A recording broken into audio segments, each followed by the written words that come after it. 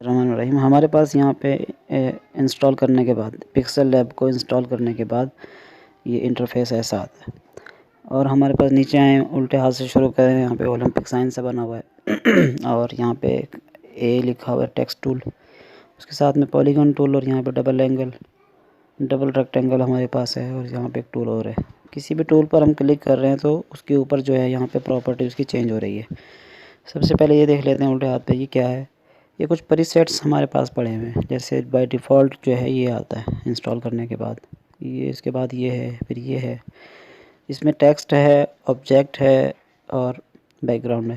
یہ سب ہم چینج کر سکتے ہیں. اس میں اور بھی پری سیٹس پڑے ہیں، کوئی بھی ہم لیں گے تو وہ ہمارا جو اگر کچھ ہم نے جیسے اس پہ کلک کیا تھا تو یہ میسیج دے رہا ہے کہ آپ کا جو پروگریس ہے وہ لوسٹ ہو جائے گی. تو یہ لگ گیا، ٹھیک ہے.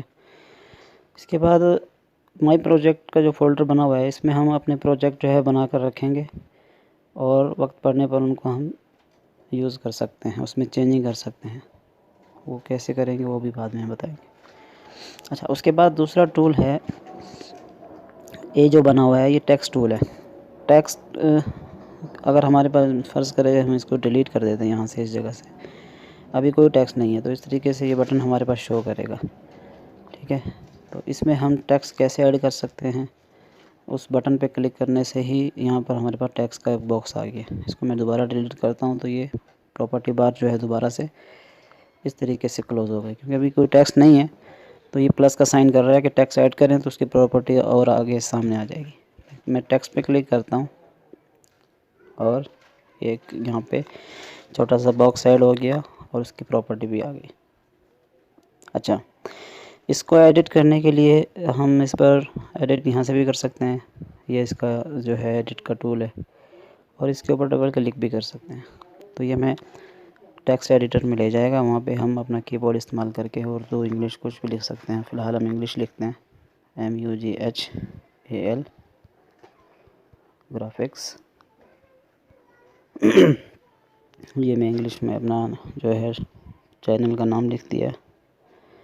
اچھا، اب اس کو ہم یہاں پہ ہمارے پاس دو نوڈ بنے ہوئے ہیں اور ایک روٹیشن کا جو ہے وہ بنا ہوا ہے. یہ دو نوڈ ہیں، یہ دیکھیں. اس سے ہم ٹیکسٹ کو چھوٹا بڑا کر سکتے ہیں، اور اس نوڈ سے ہم جیسے رائٹ لیفٹ میں اس کو موو کر سکتے ہیں. تو یہ اتنا ہی زیادہ موو ہوگا جتنا ٹیکسٹ کی لینتھ ہے، اس سے زیادہ آگے نہیں جائے گا، ٹھیک ہے. اور اگر اس کو بالکل کلوز کریں گے تو ٹیکسٹ جو ہے اوپر نیچے آ جائے گا. سم ٹائم ہمیں اس طرح کا اوپر نیچے ٹیکسٹ چاہیے ہوتا ہے تو وہ اس سے بھی ہم حاصل کر سکتے ہیں. اچھا، اس کے بعد پھر ہم آگے دوسری پراپرٹی دیکھ سکتے ہیں. دوسری پراپرٹی میں ٹیکسٹ ڈیلیٹ کا آپشن آ رہا ہے، یہ ہم نے پڑھ چکے ہیں. اس کے بعد کاپی کا وہی کاپی پیسٹ، یہ بس کاپی کلک کرتے ہی پیسٹ بھی ہو جاتا ہے، ٹھیک ہے. اس کو ڈیلیٹ کرتے ہیں، اس پہ کلک کرتے ہیں تو پراپرٹی دوبارہ سامنے آ جائے گی. کسی بھی چیز کو ہم کلک کریں گے تو اس کی پراپرٹی سامنے آئے گی. ابھی بیک گراؤنڈ پہ کلک کیا تو وہ ٹیکسٹ کی پراپرٹی چلی گئی. ٹیکسٹ پہ کلک کریں گے تو واپس اس کی پراپرٹی آ جائے گی. اچھا، کاپی کے بعد ہمارے پاس اگلا آپشن ہے ٹو فرنٹ ٹو بیک.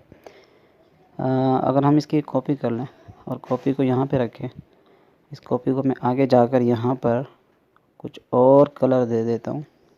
دیکھیں، اب ہمارے پاس جو میرون سا کلر ہے یہ اوپر ہے، وائٹ جو کلر ہے وہ نیچے ہے. تو اگر ہم میرون والے کو نیچے کرنا چاہتے ہیں اور اس کو وائٹ کو اوپر، تو جسٹ میرون کو سلیکٹ کریں اوپر والے کو اور ٹو بیک کر دیں تو وہ نیچے چلا جائے گا. ٹو فرنٹ کر دیں تو نیچے والا اوپر آ جائے گا.